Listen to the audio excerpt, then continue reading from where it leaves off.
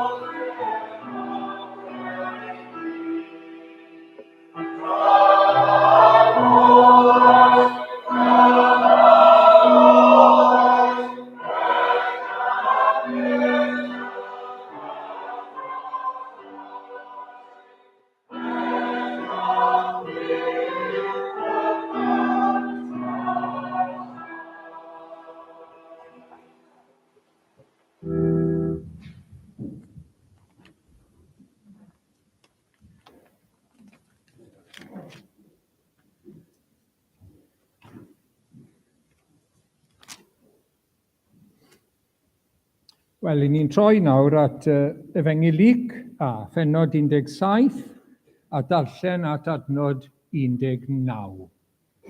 Luc 17 a darllen at adnod 19.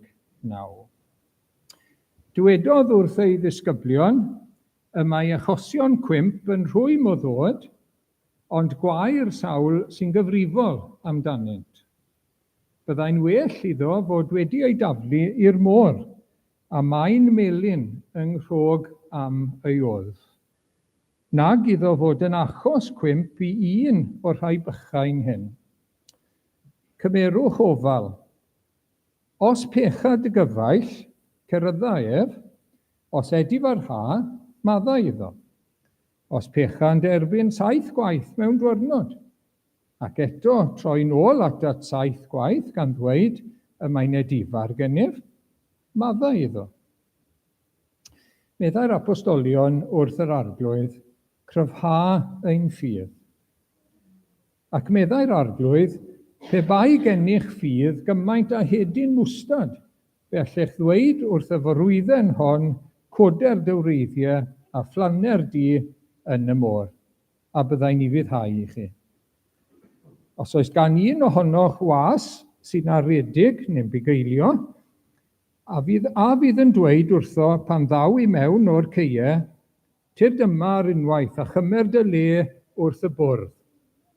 Na, yr hyn a ddywed fydd, parato a swper i mi, torcha dy wisg, a gweina arnaf nes i mi orffen bwyta ac yfed, ac wedyn cei fwyta ac yfed dy hun. A'n diolch i was am gyflawni'r gorchmynion a gafodd?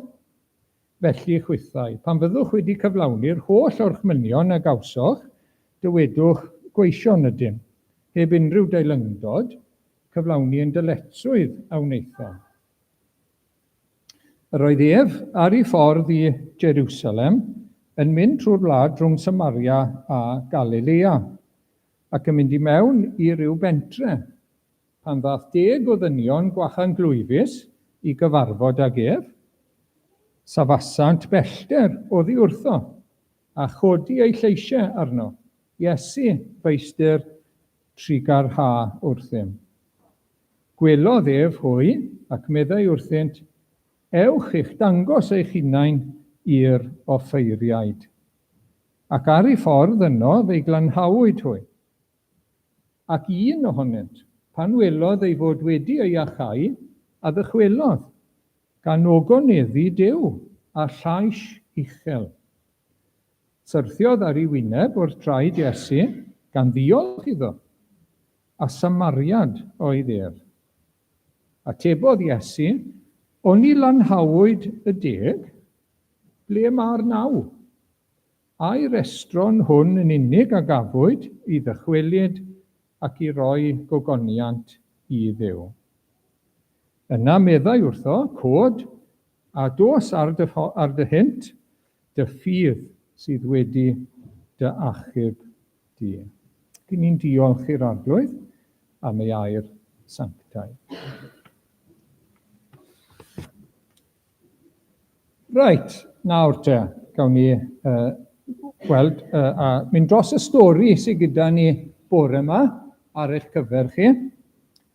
Stori am yr arglwydd Iesu sydd gyda ni bore yma. Reit, gawn ni weld y sleid cyntaf os gwelwch chi fod yn dda. Dyma ni, Iesu, a rhai o'i ffrindiau, y disgyblion, yn mynd gyda fe, ac o'n nhw'n cerdded, ac o'n nhw'n mynd yn bell. Mae rai o'ch chi wedi bod yn bell, dwi'n credu, ac oedd Iesu yn mynd yn bell. Oedd e'n mynd i Jerusalem gyda ei ddisgyblion, ei ffrindiau. A maen nhw'n dod mewn i ryw bentre. Dyn ni ddim yn gwybod enw'r pentre, maen nhw'n dod mewn i ryw bentre, a dyma beth mae'n gweld. 10 person, 10 dyn. Sa'n credu bod nhw cweit mor agos yna at Iesu a gweud y gwir, ond nhw'n bellach bant, ond nhw ddim yn cael dod yn rhy agos. Allwch chi weld bod rhai ohonyn nhw, o'r rhan fwyaf, wedi cuddio eu ceg. Chi'n gallu gweld? Ti'n gallu gweld? Ie, wedi cuddio eu ceg. Eblaw un fanna, ond mae'r lleill wedi cuddio eu ceg. Achos o'n nhw'n dost iawn. Oedd salwch arnyn nhw, y gwahanglwyf. Ac achos oedd y gwahanglwyf arnyn nhw, ond nhw'n gorfod byw ar wahân. Ond nhw'n cael byw gyda'i teulu, ond nhw'n cael byw gyda ei gwraig, neu gŵr, neu plant, ond nhw'n gorfod byw ar wahân. Ac o'n nhw tu fas i'r pentre yn byw. A dyma nhw'n gweiddi ar Iesu, please, neud i gymryd piti arno ni. Please, trigar ha, cymra piti arno ni. Please. A dyma Iesu'n dweud wrthyn nhw, wel, reit o, cerwch i weld yr offeiriad. Cerwch at yr offeiriad. Ac oedd mynd at yr offeiriad, pryd hynny, fel mynd at y doctor. Chi wedi bod at y doctor weithiau, neu'r ysbyty, pan ych chi'n dimlo'n dost, chi'n mynd at y doctor. Ond oedd Iesu'n gweud, cerwch at y doctor. Ie, at y doctor. Right. A chi'n gwybod beth? Fel o'n nhw'n dechrau mynd at y doctor, diolch Geraint, dyma nhw'n teimlo'n wahanol, o'n nhw'n teimlo'n well, ac o'n nhw'n gallu gweld, achos oedd marciau ar eu croen nhw, o'ch chi wedi sylwi bod bandage ar eu dwylo nhw a pethau o'r blaen, yn y llun o'r blaen, ac o'n nhw'n teimlo, o'n nhw'n gallu gweld eu croen yn well. O'n nhw'n well. Oedd Iesu wedi gwella nhw. Ac oedd e ddim wedi dweud, byddwch yn well, oedd e ddim wedi twtio nhw, oedd e jyst wedi dweud, cerwch i weld yr offeiriad. Cerwch i weld, fel sy'ch chi'n gweud, cerwch i weld y doctor mewn ffordd. Ac o'n nhw mor hapus. Amlaen â nhw wedyn at yr offeiriad. Sawl dyn oedd yna. Chi'n cofio? Faint wedi? 10, da iawn, 10 oedd yna. Diolch, awn ni at y sleid nesaf. Dyma un yn troi nôl. Dim ond un, oedd 9 wedi cario ymlaen, oedd dath un yn ôl. Pam chi'n meddwl oedd wedi dod nôl? Pam chi'n meddwl dath e nôl? Ie, pam yw'r cwestiwn? Wel, ie, i weid diolch da iawn. Oedd e wedi troi nôl i weid diolch. Ac oedd e wedi, fel oedd e'n dod nôl, dyma beth oedd e'n dweud, mae Duw yn dda. Mae Duw yn dda. Dwi wedi cael gwellhad. A dyma fe'n diolch i Iesu hefyd. Achos bod e wedi cael gwellhad trwy Iesu. Iesu oedd wedi dweud y geiriau iddo fe fynd, oedd e eisiau diolch. Diolch i Dduw a diolch i Iesu. A chi'n gwybod beth wedodd Iesu? Ble mae'r 9 te? Ble mae'r 9 arall? Maen nhw wedi cael eu gwella, ond dyn nhw ddim wedi dod nôl. Dim ond un. Ac oedd yr un oedd wedi dod nôl, oedd e ddim yn perthyn yn agos i bobl Iesu, oedd e'n perthyn i grŵp arall o bobl. Ond fe oedd wedi dod nôl. A dyma Iesu yn gweud, mae dy ffydd di, am bod ti wedi credu, a wedi droi diolch i Dduw, mae dy ffydd di wedi dy achub di. Dyna'r gair. A chi'n gwybod beth oedd Iesu'n feddwl? Oedd wedi cael ei wneud yn well tu fas o'i salwch, ac oedd wedi cael ei wneud yn well tu fewn o'i bechod. Achos nawr oedd wedi dod i garu Duw, oedd wedi dod i ddiolch i Dduw, a diolch i'r arglwydd Iesu, a roi ei fywyd nawr i Dduw yn gyfan gwbl.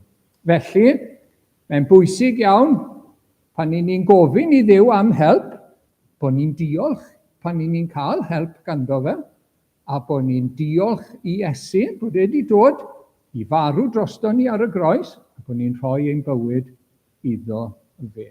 Diolch yn fawr iawn am wrando mor dda bore yma. Gawn ni droi nawr te at yr arglwydd mewn gweddi, gawn ni weddio.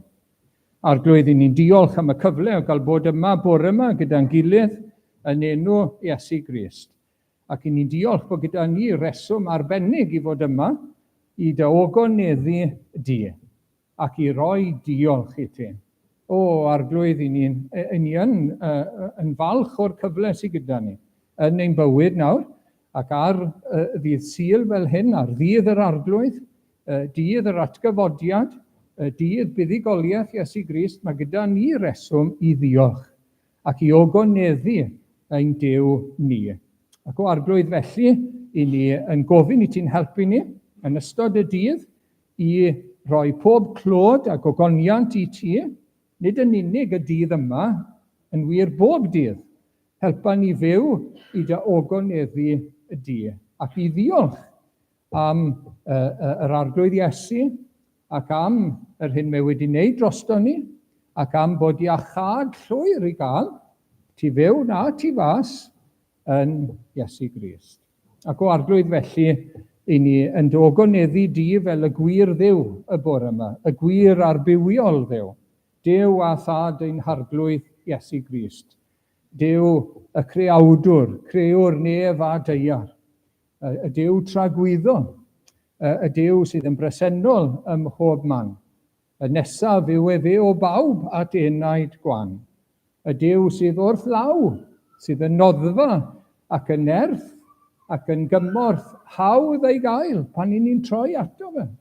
O, arglwydd i ni yn daddoli di y bore yma ac yn dyganmol di o arglwydd. I ni'n diolch bod ti ddim yn newid beth. Wyt ti'n dragwyddo ac wyt ti'n ddi-gyfnewid. A dyn ni'n eisiau ti newid chwaith arglwydd achos wyt ti'n berffaith. Wyt ti'n sanctaeth, wyt ti'n lân, wyt ti'n gyfiam, wyt ti'n drigarog, wyt ti'n ein caru ni, wyt ti mor amyneddgar gyda ni. O, i ni'n diolch bod hynny ddim yn newid o arglwydd, bod ti yr un o hyd. I ni'n cyfadde bod ni'n newid, wrth gwrs. Weithiau, i ni'n fwy diolchgar, weithiau, i ni'n fwy brwd i dy ogoneddu di, a weithiau ni'n gallu bod yn o'r arglwydd. Weithiau ni yn nesau at y ti, a weithiau ni'n pellhau rhywfaint a colli golwg arna ti. Fel na i ni yn gyfnewidiol. Ac i mynd newid gydag amser, wrth gwrs. Ond o, diolch, wyt ti yr un o hyd. A diolch bod ti yr un bore yma nawr wrth i ni ddod ata ti i thaddoli di ac i gwrdd â thi yma yn yr oedfa newydd yma. Yr un wyt ti, ti'n yn ein croesawu ni, ti'n galw arno ni, ti'n barod i'n bendithio ni, ti'n siarad gyda ni trwy'r gair o arglwydd. Yr un wyt ti, yn union. O, ac i ni'n diolch am hynny. Yr un sydd wedi rhoi ei fab annwyl, ei unig anedig, i farw drosodd ni ar y groes. Yr un sydd wedi rhoi ei fywyd, ei einioes, drosodd ni, dros ein pechodau ni. Yr un sydd yn glanhau y gwahanglwydd. O, diolch arglwydd. Wyt ti yn dod â achubiaeth, iachawdwriaeth i ni, sy'n golygu glanhau tu fas a glanhau tu fewn. Iachad llwyr o arglwydd yn y pen draw, iachad oddi wrth ein pechodau.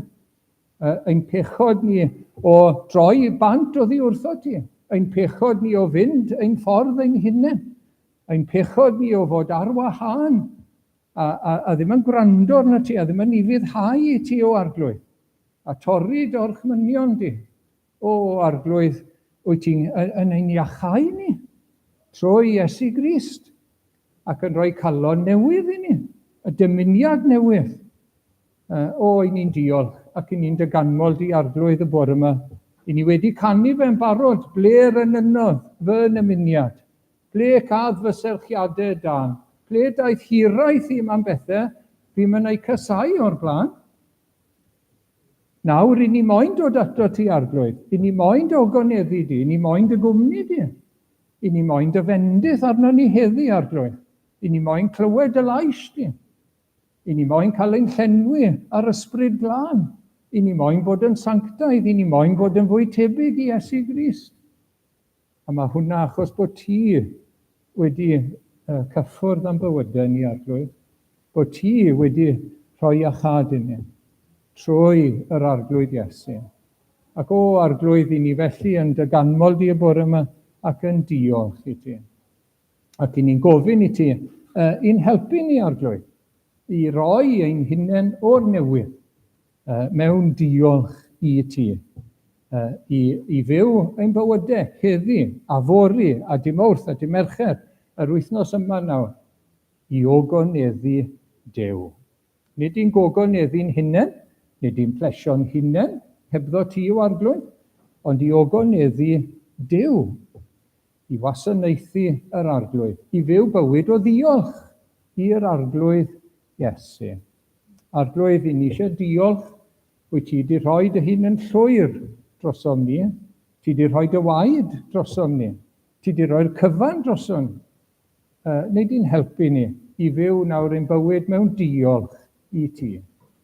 Gallwn ni wneud dim byd i haeddu dy gariad, wrth gwrs. Gallwn ni ddim wneud dim byd i haeddu dy wobrwyon mawr a dy fendithion mawr, ond i ni eisiau diolch. Ni eisiau rhoi clod a diolch.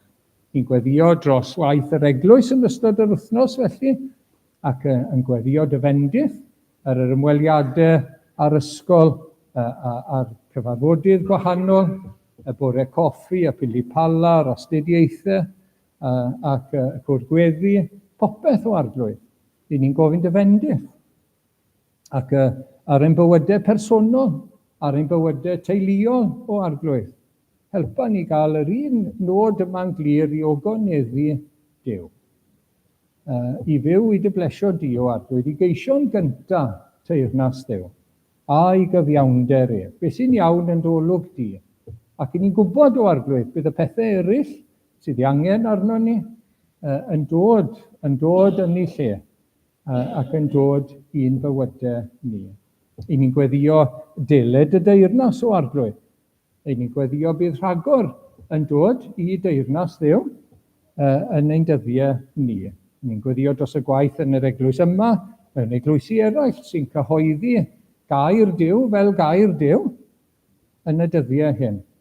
Gofyn dy fendith o arglwydd ar y gwaith, deled y deyrnas. O arglwydd, i ni eisiau gweld rhagor o bobl fel yr un Samariad na yn troi nôl o arglwydd. Wyt ti mor dda tuag at bobl yn gyffredinol. Ti mor dda yn rhoi pob mesur o iechyd sydd gyda ni, manteision bywyd o arglwydd, ond beth arall yw i bobl troi nôl ata ti dy geisio di, ei roi diolch a gogoneddu Duw. O arglwydd, i ni'n gofyn i ti i dynnu rhagor yn ôl ata ti arglwydd, ac yn ôl at yr arglwydd Iesu'n gweddio dros yr ysgol Sul heddi nawr. A rhai fydd yn dod, teuluoedd sy'n cael eu cynrychioli, bendithia nhw arglwydd. Y plant a rhai ifanc o arglwydd, bendithia nhw. Ac i ni'n gweddio bydda nhw'n cael glanhad a iachad ac achubiaeth o arglwydd trwy y ffydd yn Iesu Grist. Arglwydd, i ni'n cofio am ein byd a'i blinderau wrth gwrs, llawer o ansicrwydd, llawer o ofnau, llawer o bryderon yn ein byd ar hyn o bryd. Rhyfeloedd a sôn am ryfeloedd, ac o arglwydd i ni yn diolch mai ti sydd wrth y lliw, diolch mai'r arglwydd Iesu yw pen y bydysawd nawr, yn eistedd ar ddeheulaw Duw, diolch bod y cyfan yn ei law, ac felly rhoi ni darnefedd o arglwydd yn ein calonnau, a gras i ddweud wrth bobl y newyddion da yn Iesu Grist. Yn gweddio dros rai sy'n dioddau o blaid yr efengil o arglwydd. Ni'n cofio am Affrica ac Asia'n arbennig, lle mae weitha o arglwydd, ac yn gofyn i ti gynnal ein brodyr a'n chwiorydd yn yr ardaloedd hynny. Ni'n gofyn i ti nawr i faddau ni ein pechodau trwy waed Iesu Grist. I ni'n gofyn i ti arglwydd i'n cadw ni rhag temptasiynau. I ni'n gofyn i ti beidio gadael i ni fod yn achos temptasiwn a cwymp i rywun arall o arglwydd, fel ni newydd ddarllen. Helpa ni beidio bod yn dramgwydd i frodyr a chwiorydd. Ond helpa ni arglwydd i annog ein gilydd i dy garu a dy wasanaethu y dydd. Derbyn ni nawr o arglwydd, derbyn ein diolch, ac ar dy ben bo'r goron, trwy Iesu Grist ein harglwydd. Amen.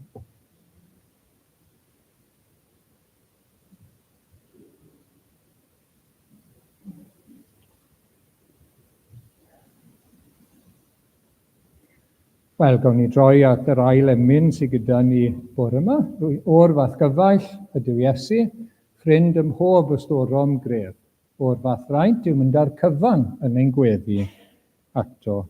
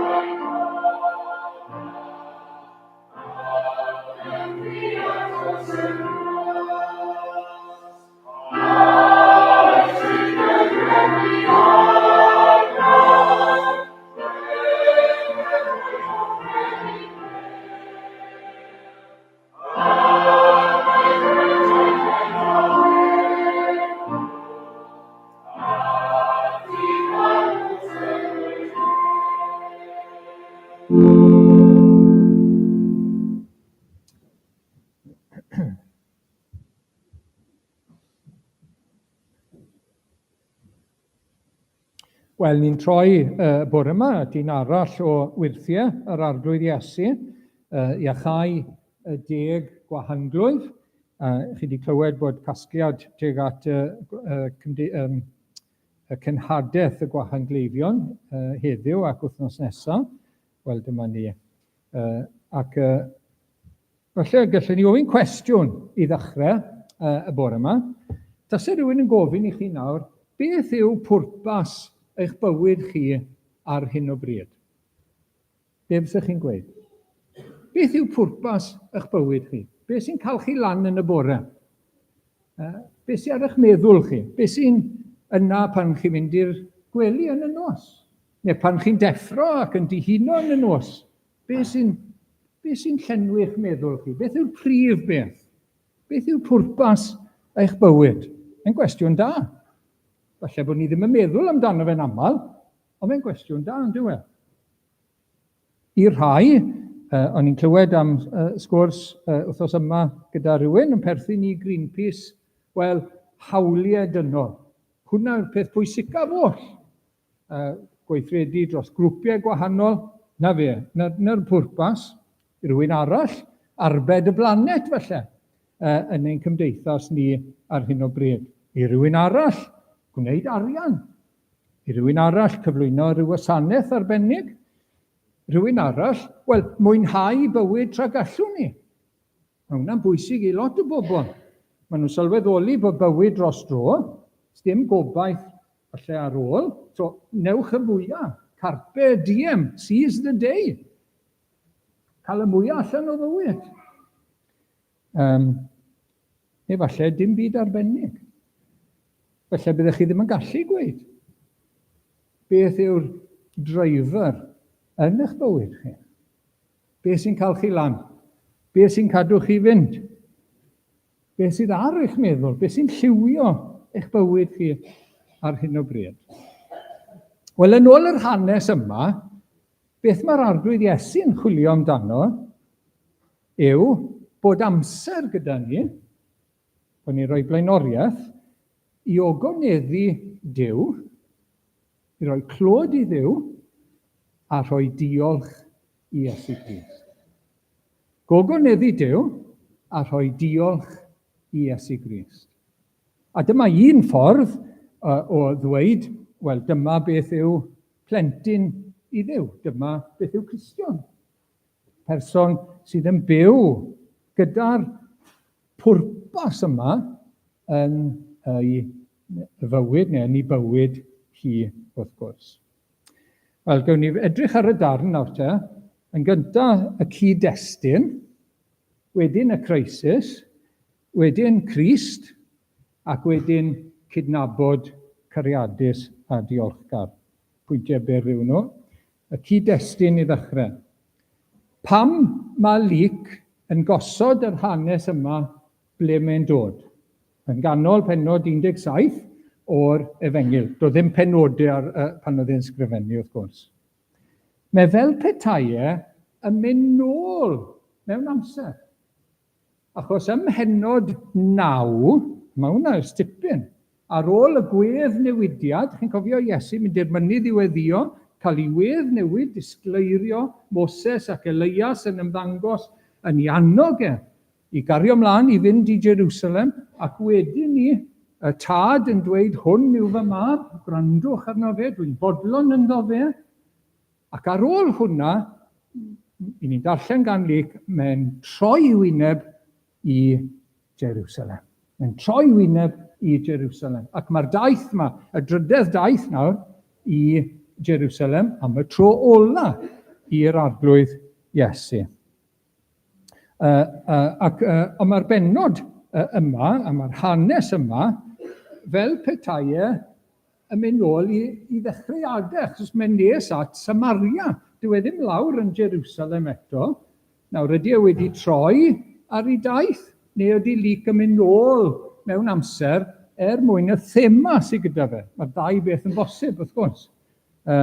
Beth bynnag, mae yma am reswm. Yn sicr, mae'n cael ei roi fan hyn am reswm, gan Luc, dan arweiniad yr ysbryd glân. Wel, darllenon ni o ddechrau'r bennod, a chi'n cofio fel oedd y bennod yn dechrau nawr te, gyda Iesu yn rybuddio ei ddisgyblion i beidio bod yn achos cwymp i rywun arall. Peidio bod yn achos temtasiwn i rywun arall i gwmpo, a falle yn esiampl wael, ac yn achosi rywun arall, crediniwr arall, un bach falle, un gwan, i gwmpo. Mae'n rhoi rhybydd trwm, rhybydd cryf a gweud y gwir. Bydde fe'n well sef chi'n cael maen melyn, carreg fawr, a ysboddi yn y môr. Na bod ni'n wneud niwed i'n gilydd fel credinwyr. Bod ni'n wneud niwed i gydwybod yn gilydd. Bod ni'n achosi cwymp i'n gilydd fel Cristnogion. Mae nhw'n eiriau cryf iawn gan yr arglwydd Iesu. Mae temptasiynau yn mynd i ddod, ond sy'n eisiau ni achosi nhw. A sy'n eisiau ni wthio pobl i'r cyfeiriad yna. Ac wedyn mae Iesu'n rhoi esiampl. Enghraifft, pan mae rhywun yn pechu yn eich erbyn chi, gwedwch, ac wedyn mae'n gweud sori, mae'n edrych farhau, reit, mae rhaid chi faddau iddo fe. Sdim ots os di yn 7 gwaith mewn diwrnod. Ac mewn man arall, wrth gwrs, mae'n dweud wrth 7 gwaith, yn diwedd. Mae rhaid chi faddau. Wel, chi'n gweld beth mae Iesu'n gweud fanna, gallai hwnna fod yn ffordd i achosi rhywun arall i gwmpo. Achos mae peidio maddau yn bechod. Mae peidio maddau i'n gilydd yn bechod difrifol. Ac os dwi ag ysbryd fel yna, peidio maddau, gallai hwnna ledu i rywun arall. A bod e'n gweud, wel na fe, sy'n mwyn i maddau bawb, sy'n mwyn i maddau bob tro, A bydde hwnna wedyn yn achosi cwymp i rywun arall. Chi'n gweld beth mae'r arglwydd yn ei ddweud. Ac wedyn ni, mae yn dweud, mae disgyblion wedyn yn gweud, wel, cryfhau'n ffydd ni te. Helpa ni yn hyn. Cryfhau'n ffydd ni. Chwanega at ein ffydd ni. A mae Iesu'n gweud, mae ffydd fel hedyn mwstad. Os di'r ffydd na ar waith, yn ddigon i symud mynyddoedd, wel, fan hyn i symud coeden, mae'n ddigon, a bydd e'n tyfu. Nid rhyw ffydd fawr fel petai, ond ffydd ar waith. Ffydd yn cael ei ddefnyddio mewn i fuddod i air Duw. Dyna sydd yn bwysig. Ac i ni'n gweld ateb Iesu Grist fanna. Ac wedyn, mae dameg fach am was. Ac mae meistr a mae was yn dod nôl, ac mae'r gwas yn dod ac mae di wneud ei waith. A wedyn, oeddi'r meistr yn gweud, nawr, eistedd lawr, nawr, cyma bwyll, nawr, cyma rest bach, nawr. Na, mae'n disgwyl iddo fe neu swper iddo fe. Ac wedyn ni, geith e brec wedyn ni. A neu waith e, neu wasanaeth e, fel gwas. Ac mae'r arglwydd yn dweud, felly dylen ni wasanaethu yr arglwydd, dylen ni wasanaethu Duw, yr arglwydd Iesu yn ifydd ac yn barod. Dim fel petai ni'n neud cymwynas gyda fe. Ni'n neud cymwynas ar arglwydd. Mae'n resymol i ni'n rhoi ein bywyd a'r allor i wasanaeth e. Hwna'n resymol iawn. Fe sydd wedi rhoi hunan ar y groes dros ein henaid ni, wel, mae'n resymol bod ni'n rhoi'n bywyd iddo fe. A'r allor i wasanaeth e, wrth gwrs. Heb ddylan nôl. Nath e ddim dylan nôl o gwbl. So pam ddylen ni ddylan nôl? Pam ddylen ni feddwl bod ni'n neud rhyw ffefr mawr gyda yr holl alluog? Pam ni'n meddwl bod ni'n neud rhyw ffefr fawr gyda'r arglwydd Iesu?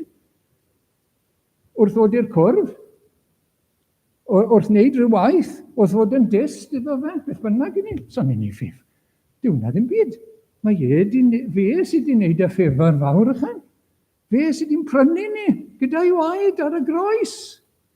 Ond ni'n colli golwg yn aml ar y balans, ond ni.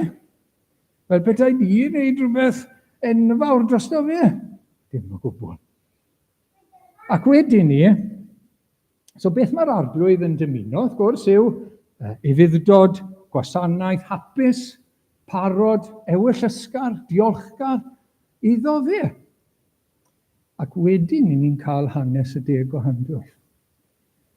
Ac ni'n cael naw sydd wedi cael bendithion y Duw ac yn cario ymlaen a'i bywyd ei hunain, ac ni'n cael un sy'n dod nôl i roi diolch, i roi clod i Dduw a diolch i'r arglwydd Iesu. Wel, mae hwnna'n dod yn ni nawr te at crisis. Ac mae ni ar y ffin rhwng Samaria a Galilea, so mae ar ei ffordd lawr o Galilea, wrth gwrs, i Jerusalem. Mae'n cyfarfod grŵp o wahangleiddion, coloni, gallech chi alw nhw, wrth gwrs. Mae'n credu bod un sleid y fi, na fe, na chi un heddi yn Nigeria. Mae'r rhain, y rhan fwyaf yn fenywod fyna, mae yna ddynion yn y cefen. Na chi, maen nhw gyda'i gilydd, coloni. Ac oedd yr un peth yn wir yn amser yr arglwydd Iesu. Mae 10 o'r rhain gyda'i gilydd nawr te, tu fas i ryw bentre, a maen nhw ar y ffin rhwng Galilea a Samaria. Ac mae y natur y grŵp yn dangos hynny. Mae yna gymysgedd, mae yna Iddewon a Samariaid. O leia un Samariad yn y grŵp. Maen nhw'n gymysg, chi'n gweld? So maen nhw ar y ffin, so maen nhw'n cymysgu fel yna, ond bydden nhw byth yn cymysgu, wrth gwrs, o ran cymdeithas. Bydden nhw ddim yn cael bwyd ei gilydd, na siarad ei gilydd, a cymysgu ei gilydd. Ond nhw'n casau gilydd, gelynion oedden nhw, yr Iddewon a'r Samariaid. Ond mae'n rhyfedd yn dweud, fel mae salwch yn gallu lefelu pethau mas. Gallwch chi fod yn yr ysbyty, mewn wod yn yr ysbyty, a pobl chi'n mynabod, pobl byddech chi ddim yn cymysgu gyda. Myno fe, chi yn yr un twll, chi yn yr un cwch, o achos eich tostrwydd. A dyna sy'n wir fan hyn. Maen nhw yn yr un sefyllfa, maen nhw falch o gwmni gilydd nawr, achos bod nhw'n sal, achos bod nhw wedi cael eu anfon o'r gymdeithas, wrth gwrs. Dyn nhw'n cael bod gytre, dyn nhw'n cael mynd i addoli, maen nhw ar wahân, oherwydd y salwch. Ac maen nhw'n byw tu fas, wrth gwrs. Ac falle bod chi'n cofio o'n nhw bod i guddio y wefus, a os o'n nhw'n gweld rhywun, o'n nhw'n galw mas aflang, i wneud siŵr bod pobl yn cadw draw oddi wrthyn nhw. A maen nhw'n galw nawr am drigaredd. Maen nhw'n galw ar Iesu, maen wedi clywed rhywbeth am Iesu, mae'n amlwg. Maen nhw'n galw fe'n feistr, yn rabbi, a maen nhw wedi clywed, falle bod gyda fe drigaredd, a gyda fe allu i achau. A maen nhw'n galw. Wyt ti'n fodlon cynnwys ni yn hwnna? Trigar ha. Bydd yn drigaro. Cymra biti arno ni. Please. Dyn nhw'n dweud ragor, does dim cofnod o dim byd arall, just gofyn am drigaredd, ynddo fe.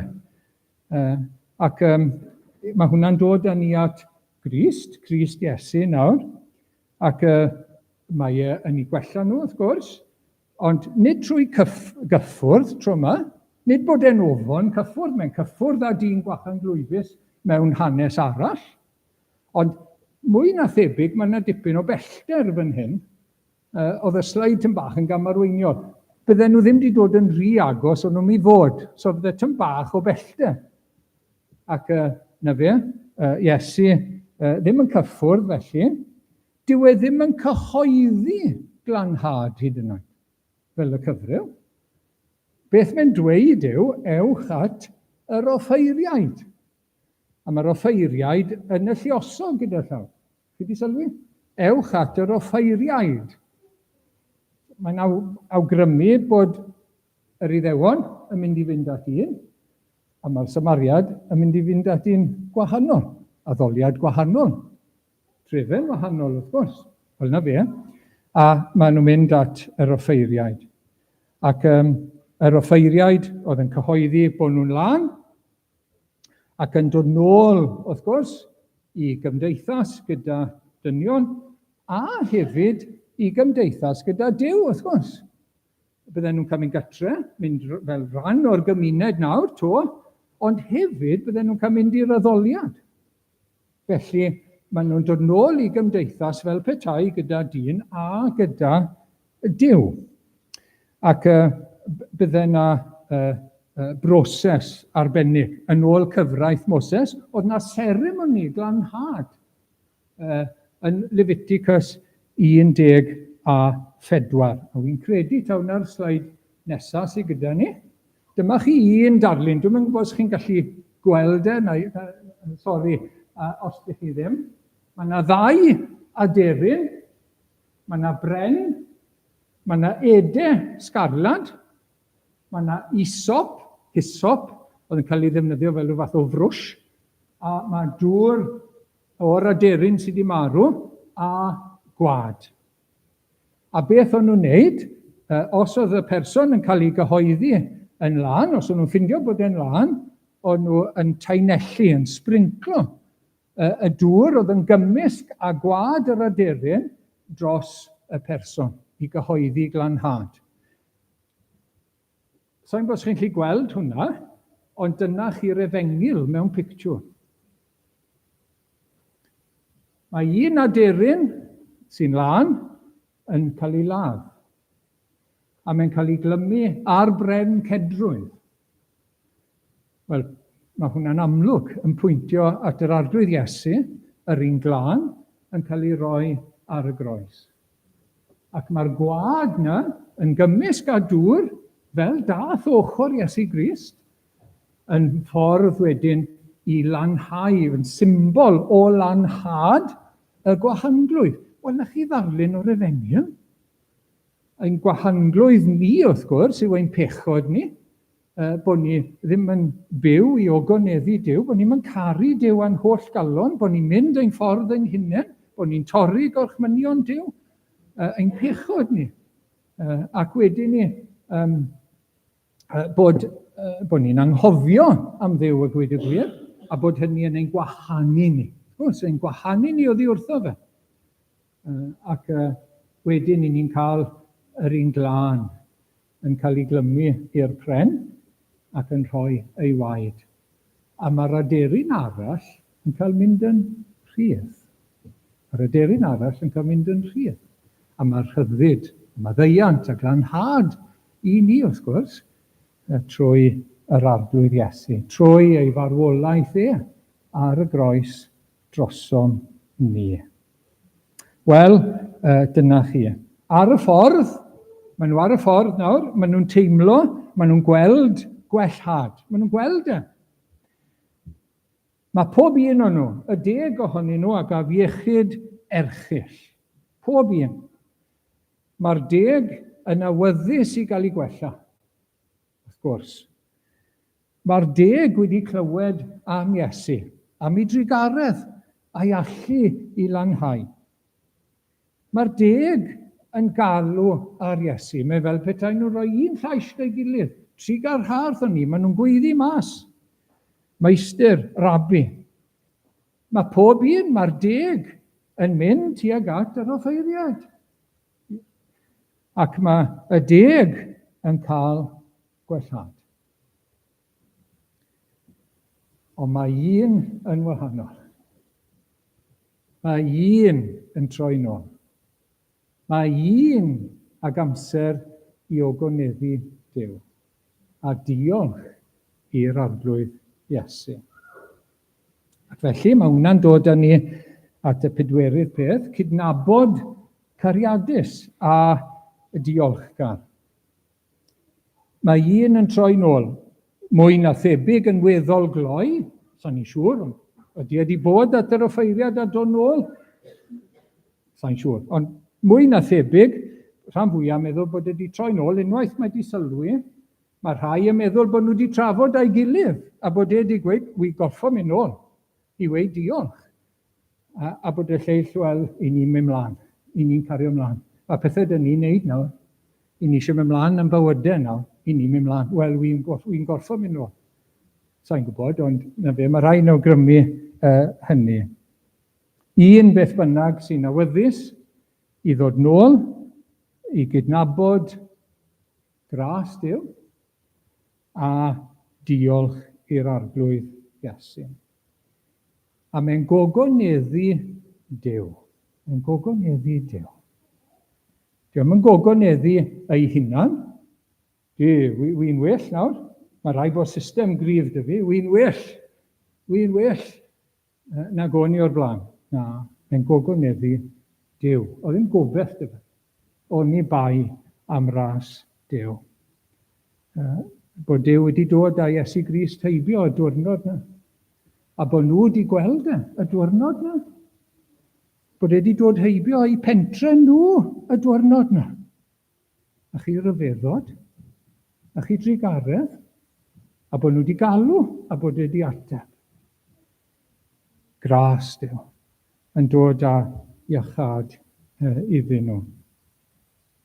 Ac mae'n neud hyn yn gyhoeddus, chi'n gweld, o flaen Iesu Grist a'r disgyblion, yn gyhoeddus yn cydnabod daioni Duw.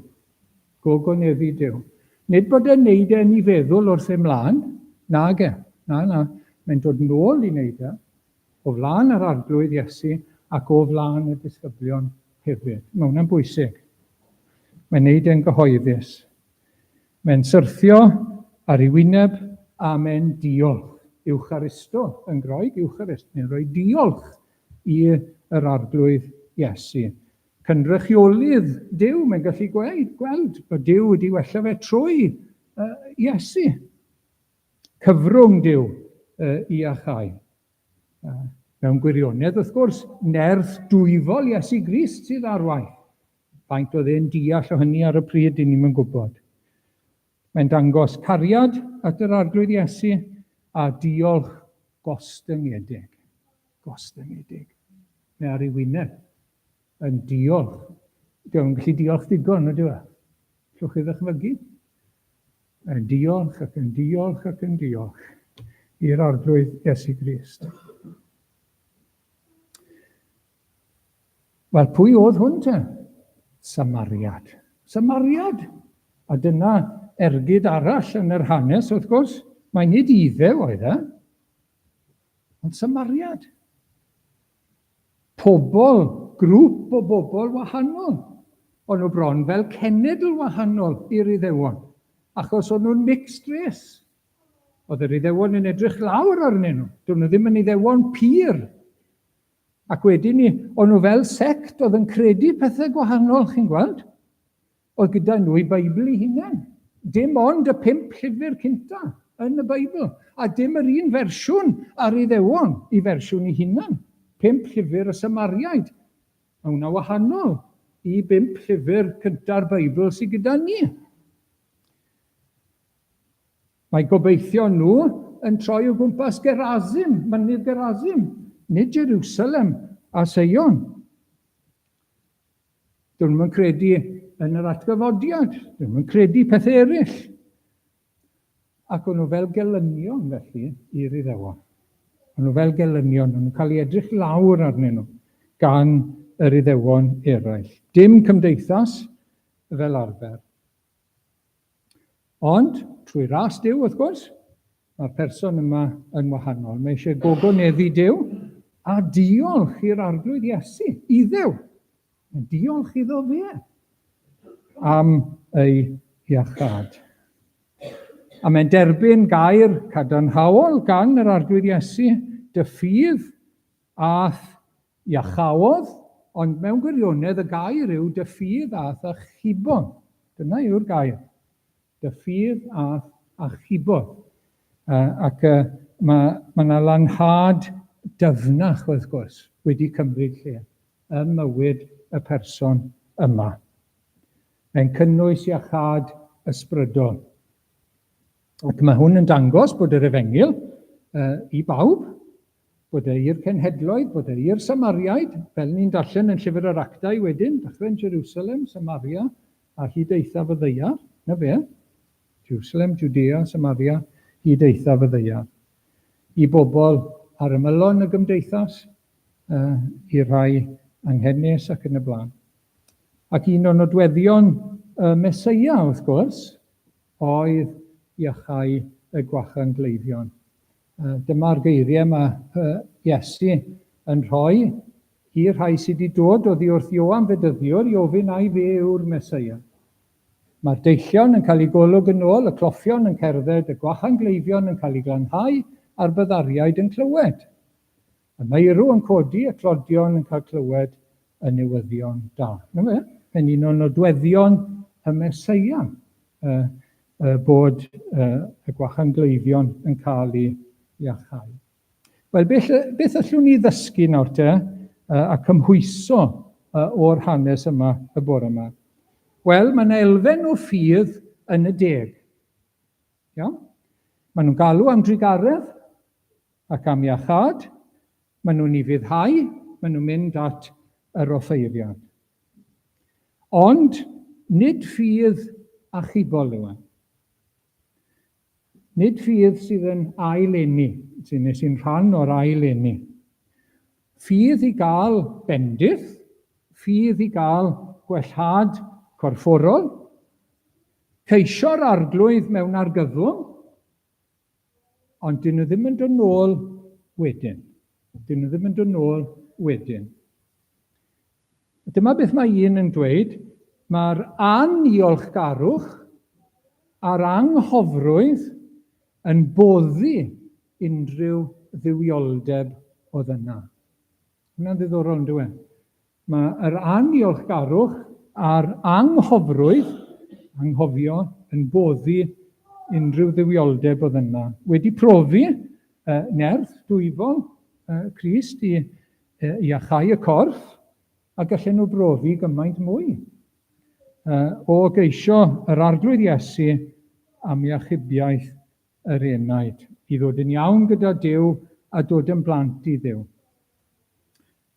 Mae angen gwellhad o'r gwahanglwydd ysbrydol hefyd, nid jyst y pethau corfforol.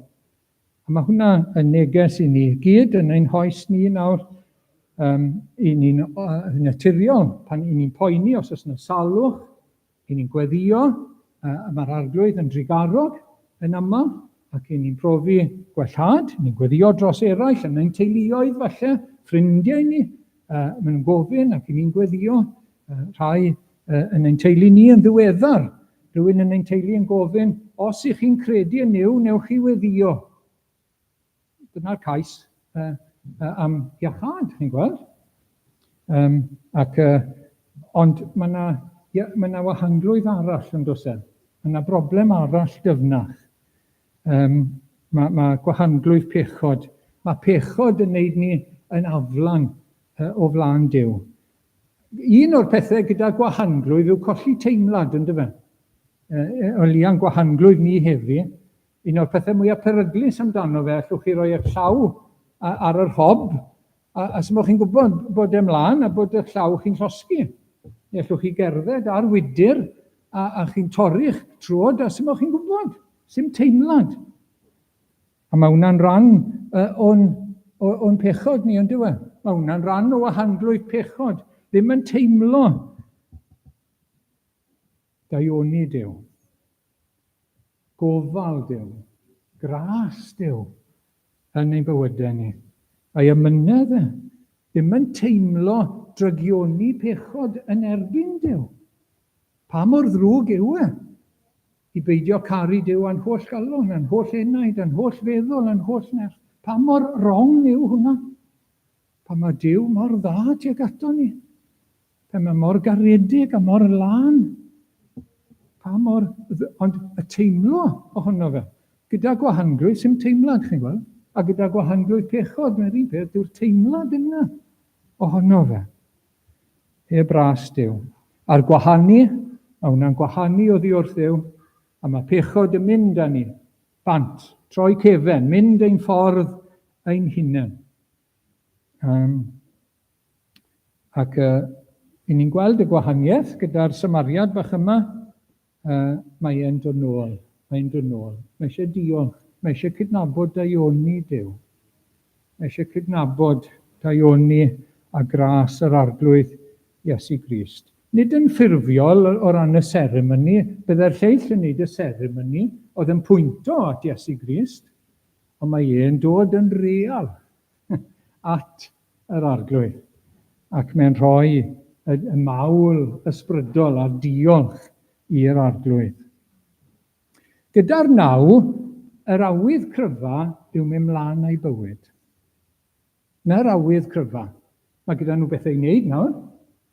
Maen nhw'n mynd nôl i'r gwaith falle, nôl at y teulu, nôl i fywyd bob dydd. Gymaint i wneud nawr. A mae allwch chi ddychmygu, maen nhw'n dechrau wneud i restr, dechrau wneud i agenda, dechrau wneud i bucket list. Maen nhw wrthi nawr, mae gymaint o fi wneud yn y mywyd. A'i blaenoriaethau nhw, beth sy'n bwysig? Beth sy'n drifo nhw mlaen? Beth fydd yn bwysig nawr? Ond dyw Duw ddim yn y canol o hwnna. Dyw Duw ddim yn y canol. Nid gogoneddi Duw sy'n y canol, nid diolch i'r arglwydd Iesu sy'n y canol. A'r hen natur sy'n mynd i ffordd ei hunan yn cario mlaen. Mae'r corff wedi gwella, ond mae'r hen natur yn cario mlaen. Ond gyda'r un, mae yna wahaniaeth, a gyda fe amser ac awydd i gydnabod daioni Duw. Gogoneddi Duw. Na'r ffocws iddo fe. Diolch i Iesu Grist. Nhw sy'n fawr yn ei olwg. Nhw sy'n llanw i lyged a'i orwelion. A mae e'n mynd i rhoi clod i Dduw a diolch i Iesu o hyn ymlaen yn ei fywyd wrth gwrs. A mae'n arwydd o galon newydd, mae'n arwydd o fywyd newydd a pwrpas newydd. Pwrpas iawn i'n bywydau ni. A mae hwnna'n dod â ni nôl i'r cwestiwn o'n i'n gofyn ar y dechrau, beth yw blaenoriaeth yn bywyd ni bore yma? Dyma'r arwydd bod yr efengil a'r waith yn ein bywyd ni. Mae y peth mawr i ni yw gogoneddi Duw. Hwna sy'n dod gynta. gogoneddu Duw. Nid beth dwi'n mynd i gael mas o mywyd bach i fan hyn nawr. Nid bod fi'n mynd i stwffo gymaint mewn i fi gael cyflawni mreiddwydio ni. A hwnna'n beth ffasiynol. Nag e.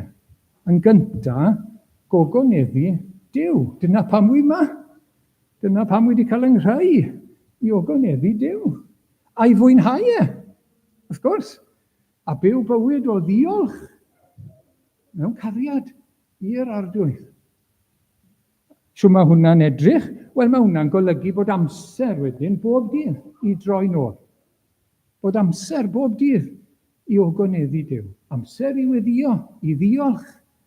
Amser i ddarllen i air. Amser i ddod i roed fawon ar y Sul ac yn yr wythnos. Amser dy fi i ogoneddu Duw a diolch i'r arglwydd. Mae amser dy fi i ddweud wrth eraill os gallai. Mae amser dy fi i fyw y mywyd yn y teulu, yn y gwaith, fel mae Duw yn dweud wrtho i ogoneddu Duw a'i blesio fe a plesio yr arglwydd Iesu. A mae yna bwrpas, mae yna flaenoriaeth newydd. A dyna lle mae gwir fywyd a gwir iachad, wrth gwrs.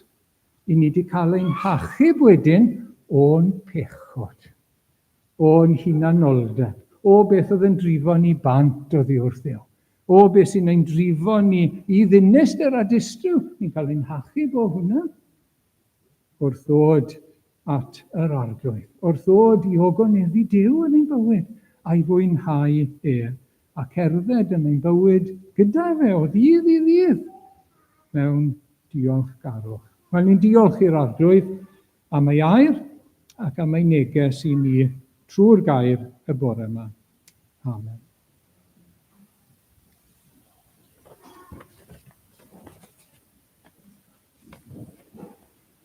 Wel, gawn ni droi at yr emyn ola nawr, diolchgarwch lanwong halon ni, i'r hwn a ddig fy nghir, cir yw poen, wrth gwrs. Fe blymiodd ddyfnder di fy ngwarth, ces fywyd newydd gwir.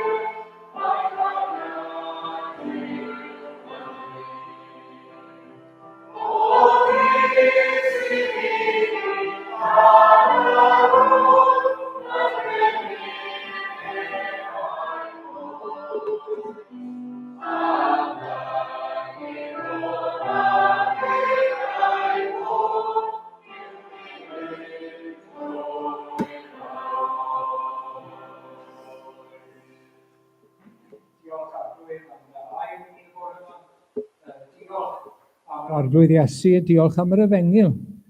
Diolch am y darlun o'r Hen Testament, o'r aderyn glân yn cael ei ladd ar y pren Cedrwydd, a'r llall yn cael mynd yn rhydd, a'r person gwahan glwyfus yn cael ei lanhau. O, Arglwydd, diolch, diolch, diolch am yr efengil. Ac o Arglwydd, diolch, mae dyma sut wyt ti trwy dy ras yn ei newid ni wedyn, wrth i ni gredu yn yr efengil, wrth i ni gredu yn yr Arglwydd Iesu, a bod ti'n rhoi calon newydd i ni. Ac o Arglwydd, i ni'n gofyn i ti i nerthu ni, a'n helpu ni, Arglwydd, i fyw bob dydd, bob amser, dy glod. Helpa ni yn y byd i ni'n byw ynddo, lle mae pethau'n hollol wahanol. Helpa ni i weld popeth, bod popeth yn dod i ogoneddu Duw. A bod e'n bywyd i gyd i ogoneddu Duw. A diolch i'r Arglwydd Iesu Grist. Boed fy mywyd oll yn ddiolch, Arglwydd. Ac i ni ffili wneud na hyd yn oed, heb i ti ein helpu ni. Hyd i'n helpu ni felly, a wneud i gymryd ein bywyd ni, dy glod. Wneud i ladd pob hunanoldeb, pob agwedd lle ni yn troi oddi wrtho ti, Arglwydd. Lle ni'n dyfychanu di, lle ni'n dyddrwg dybio di, lle ni'n anifuddhau popeth fel na, Arglwydd. Wneud i ladd rheina, Arglwydd, yn ein bywyd ni. Fel bod ni'n gallu byw dy glod, ac mewn diolch parhaus, ac yn gallu mwynhau dy gwmni di. Gras ein Arglwydd Iesu Grist a chariad Duw a chymdeithas yr Ysbryd Glân a'r hoso gyda ni, nawr a hyd nes y daw. Amen.